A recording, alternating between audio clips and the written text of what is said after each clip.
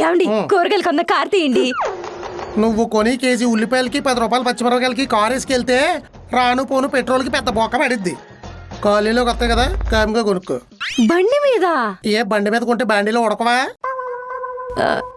లేనోడు గల్లీలో తోపుడు బండి మీద కొంటే ఉన్నోడు సూపర్ మార్కెట్కి వెళ్ళి బండి దోసుకుంటూ కొంటాడు.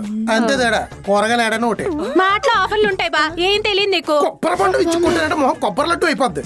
1/2 కిలో కొనడానికి వెళ్తే 1.5 అంట కడతాడు. అదే లేట్ ఆఫరా? చెత్తబాబు ఓవర్ యాక్షన్. మార్ట్కి వెళ్తే మనకు కావాల్సిన మాల్ అంతా మడతెట్టి ఇచ్చేనేసింది ప్లాన్. ముందు సూపర్ మార్కెట్ పెట్టుకుని కొట్టాలి. ఎంట్రన్స్ లో ఎందుకు పనికిరాని ఎడతాడు, ఎండింగ్ లోనేమో మనకు కావాల్సినవి పెడతాడు. మీరేమో ర్యాంపుల మీద నడిచి మోడల్స్ లాగా సున్నీలు ఇడ్చుకుంటే చేతికి దొరికింది అలా బొట్టలు వేస్తుంటారు. ఈ చివరి బండి లాగితే ఆ చివరికి వెళ్ళేసరికి మొత్తం నిండిపోద్ది. కావాల్సిన సరుకులు మాత్రం కవర్లోనే తెచ్చుకుంటాం. కరెక్ట్ గా డిస్కౌంట్ ఉన్న చోట కొత్త ఎడతాడు. ఇందులో 100 మిగులుతుందంటే అందులో 500 దొరుకుతాయి. లిస్ట్ లో మాత్రం 10 సరుకులే రాస్తాం, కానీ లాస్ట్ లో బిల్లు మాత్రం 10,000 పైన అవుద్ది. అట్లా సెట్ చేస్తాడు మార్ట్ మొత్తం. ఈడు తెలివితేటలు ఎట్లా ఉంటాయంటే బిల్లు కట్టేటప్పుడు కూడా పెప్పర్మెంట్ పిల్లలు బిస్కెట్ ప్యాకెట్లు అమ్మేస్తాడు. పిల్లలు అక్కడే ఉంటారు కాబట్టి. అది సూపర్ బజార్ కాదు, మాయా బజార్. నేను రాను. కర్డ్ గాని పట్టుకెళ్ళారంటే కాళ్ళు ఎరగొట్టేస్తాడు.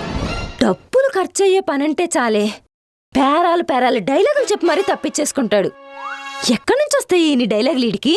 ఆడియన్స్ కూడా అదే డౌట్. ముందు మన డౌట్ క్లియర్ అవట్లేదే.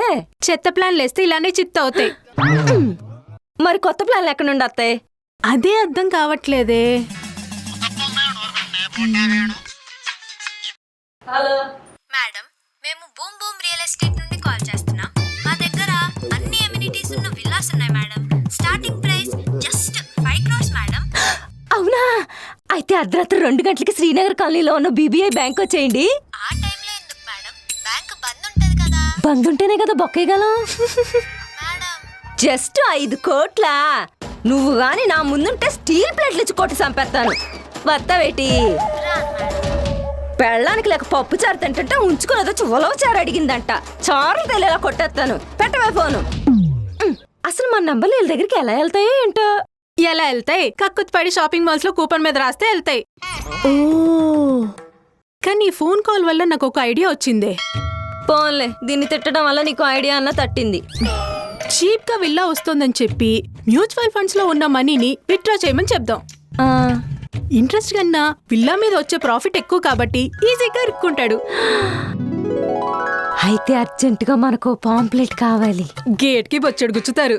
ఎల్లు టట్టుకొచ్చి ప్లాన్ వర్కౌట్ కాకపోయినా రియల్ ఎస్టేట్ ప్లాన్ వర్కౌట్ అవ్వాలి.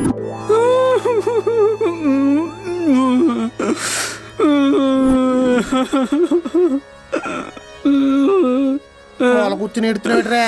సౌజన్యం చేసిన సేమి ఉప్మా కానీ తిన్నావా? కాదు, దెబ్బ తిన్నాను. అందుకే నటు మొహం మబ్బులో ఉంది. నిన్న నిమజ్జనానికి వెళ్ళాను. ఓహో, వినాయకుడిని మూసి నదిలో కలిపేశారని బాధపడుతున్నావా? పర్లేదులే, మళ్ళీ సంవత్సరం మళ్ళీ పెడతారు. అంత ఎటకారం మేము వద్దు. మరి ఆ ఎదవేడు పేపి ఏమైందో ఏడు. నిమజ్జనంలో ఎవడో నా ఫోన్ కొట్టేశాడు. ఛార్జింగ్ పెడితే 10 నిమిషాలు ఉండదు. డిస్ప్లే నిండా శాలిగుడిలో 100 డిజైన్లు. ఒరే, నీ ఫోన్ నుంచి వైబ్రేషన్ తప్ప రింగ్ టోన్ ఎప్పుడైనా బయటకు వచ్చిందారా? కొట్టేసినోడికి కానీ కనబడ్డా పిచ్చి కొట్టుడు కొడతాడు. అది కాదండి,